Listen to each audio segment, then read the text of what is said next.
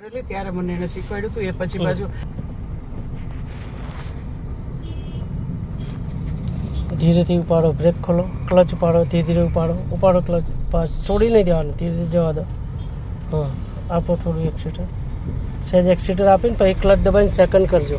આપો એક્સિટર, હવે સેકન્ડ કરી લો, ક્લચ દબાવી એક્સિટર છોડીને જવા દો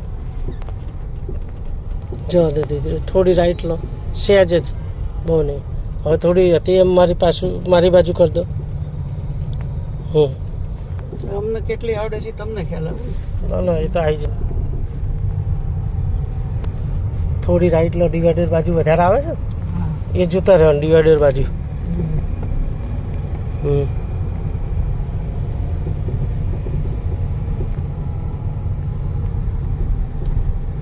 થોડી રાઈટ, આગળ રસ્તો સાંકડો થાય છે એટલે તો હા, ધીમે ધીમે જવા દો. સહેજ 1 ફૂટ બહાર કાઢી લેવાની. જે સાધન પડ્યા છે ને, ગાડી પડી તો ગાડીથી 1 ફૂટ દૂર થઈ જવાનું. હજુ બહાર કાઢો થોડી રાઈટ સાઈડ. હા, પછી એમ નજર મિલાવવાની કે કેટલે દૂર હતું, શું હશે. બસ આપો એક્સિટર કન્ટિન્યુ. એક્સિટર છોડો એટલે ક્લચ દબાઈ દેવાનું, એટલે ગાડી ઝટકા ના મારે.